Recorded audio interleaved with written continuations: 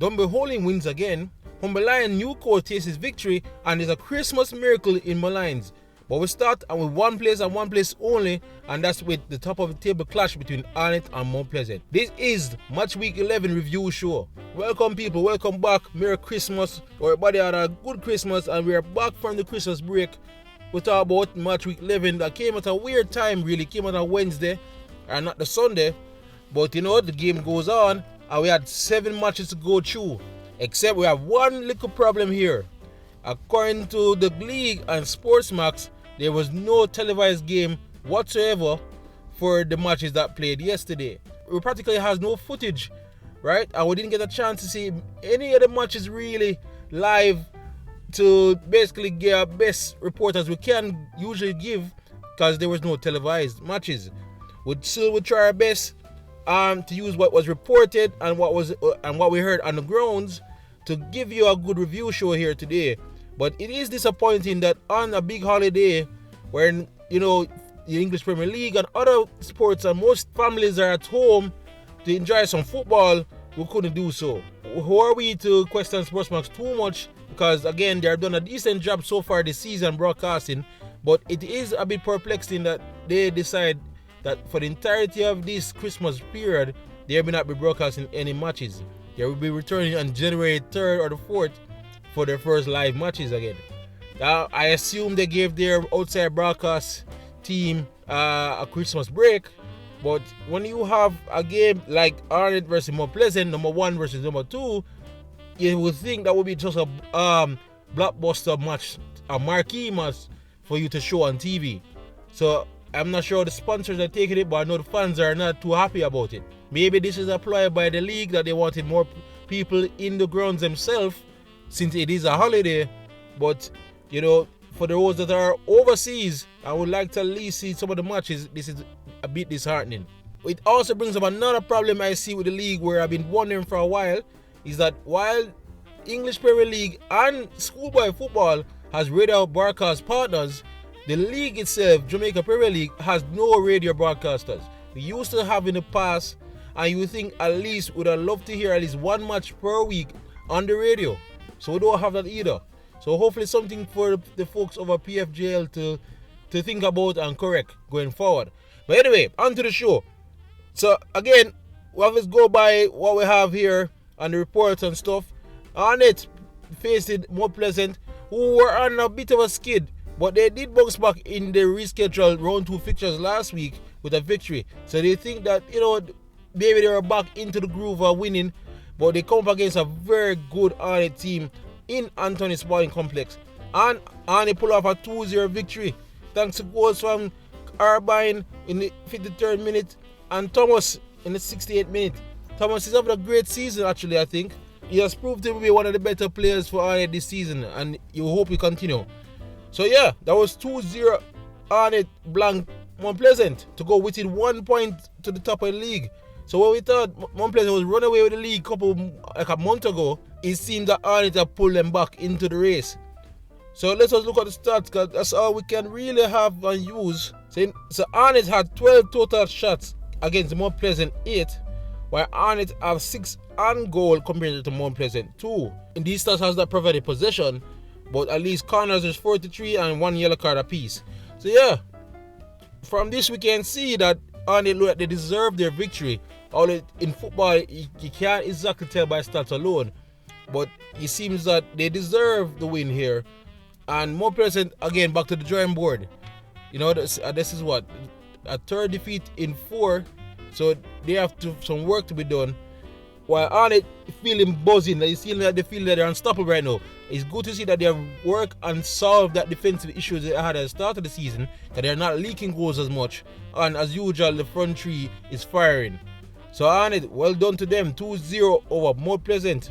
We'll move on to the next game, where Lions United pull off a Christmas miracle, as they will call it. First victory of the season. It only took them 11 matches what they got there. A Daniel Hardy brace got them over the line against Montego United, who seem to have trouble travelling again. Daniel Hardy started off in the 22nd minute before he doubled up in the second half in the 59th minute. On the reply for Montego United, in the 72 minute, but Mullines held on this time. But normally they'll be leading towards the end of the game and somehow coughed up the equalizer. They managed to hold on and got their first victory, a 2-1 win. It's a good win for the bottom dwellers and a good win for their new coach. Just as the stats say, Mullines had 13 shots overall compared to Montego Bay United's 9, while Mullines also have 9 shots on goal compared to MBU 2 shots on goal. 4 corners for Mullines compared to the 1, and 1 yellow card only went to Mullines. So yeah, it's very similar to what we've seen from Mullines over the last couple of weeks, is that they will shoot you, but this cannot find the target or find the back of the net really to really pull off a win. And then sometimes when they do score enough goals, the defense cough up too much in return. So this time it came together and they pulled off a nice 2-1 victory to get finally their season up and running. While Montego Bay United, well, this is again to show that they are still incomplete. They have been finding it hard to come by in Kingston their victories. So they need to, as usual, make sure they maximize those matches at home at Westport Park. But they will go again Sunday, so let us see how it goes. So it ends again, Mullines 2, Montego Bay United 1. What's the next game we're going to go? We're going to go to Harbour View, which is also in relegation perils. They hosted Tivoli, and Tivoli is a top team nowadays, so you wonder how this will go. Well, it ended 3-0 in favor of Tivoli. This game happened at JC School, and all the goals came in the second half by Tivoli. One by Smith in the 52nd minute, Morris in the 61st, and then Lewis in the 64th. So Harbour View blanked by Tivoli here. No done goals here, but Tivoli still have enough firepower to get past Harbour View. While Harbour View will be disappointed that they were kept blank again. They will at least score 1 goal, and they must be worried now about that relegation threat. But anyway, what does the stats say? Alright, so Harbour View had 7 shots in total compared to Tivoli's 13. But here the damning report now. Harbour View has 0 shots on target compared to Tivoli 8. 7 corners to Tivoli compared to Harbour View 1. And of course 4 yellow cards to Tivoli compared to 1 by Harbour View. So based on these stats, it's still that Harbour View did not compete whatsoever.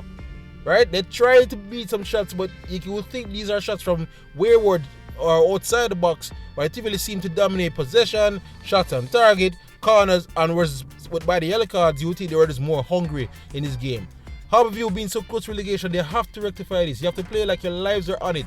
Maybe they don't believe that they're in peril, but the games are running out and they need to find a way to get away from relegation battle. See, Mullines just win there, so there's more pressure on Harbour View to try to make sure they don't get relegated. Can you imagine the Stars of the East being relegated? I can't even think about it.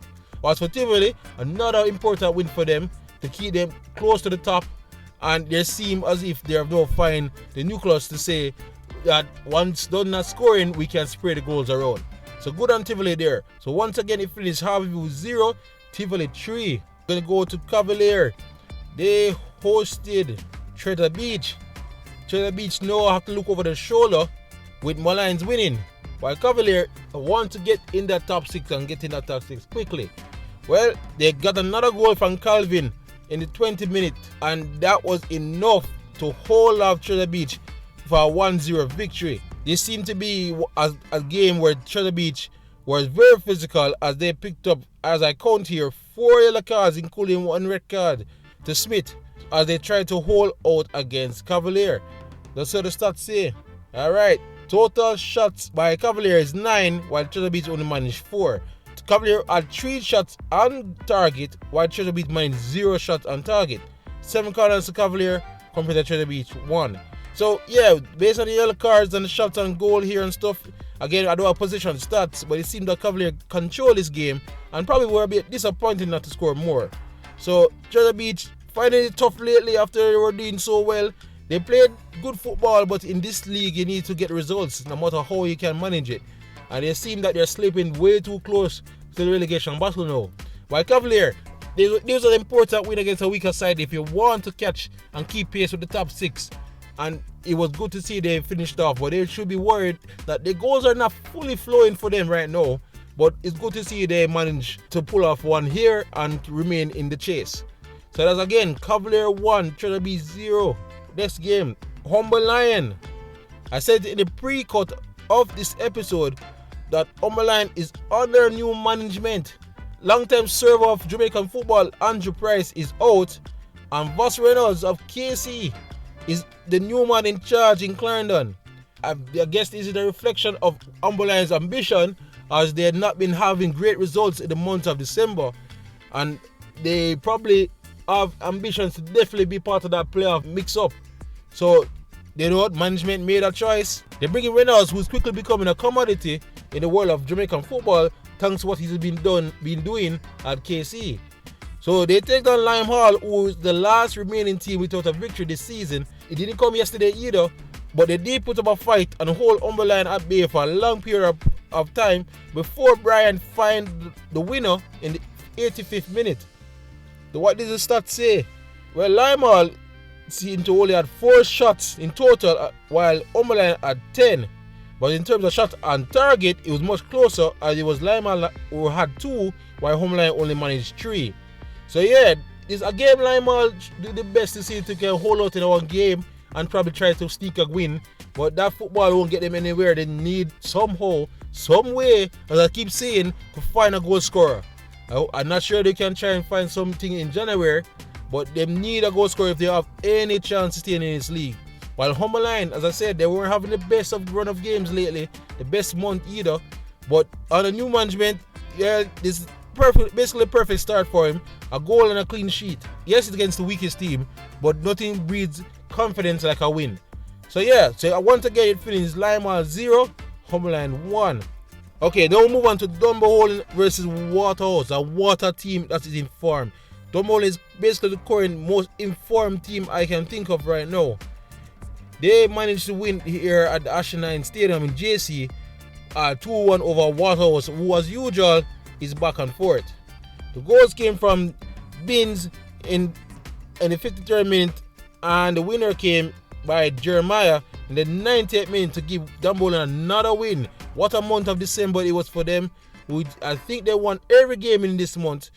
And it again, for those who are calling for Hyde's head back in November, no, they should be hiding their own face around these parts. Another win for Dunbeholden. While Waterhouse, their up and down season continues. It's good to see Brian scoring again, but the defense let them down this time, it appears. This is what the stats say.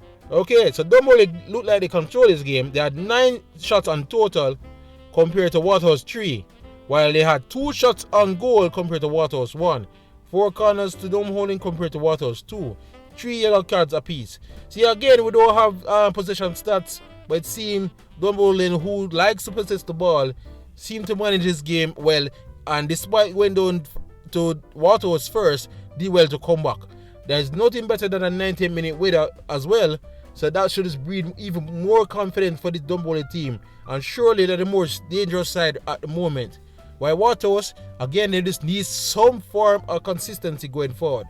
But that's it, finished 2-1 Dunbeholden. Alright, the last game we're going to have for you guys to talk about is Vere at home to Portmore United. And I'm going to be honest, there is no stats reported for this game, and there is no report of what happened in the match either. I can't find it anywhere, as I said. But all I can tell you right now is that Vere lost once again at home, and Portmore got the winner from Siobhan Walsh, who is proven to be the main guy there at Portmore lately.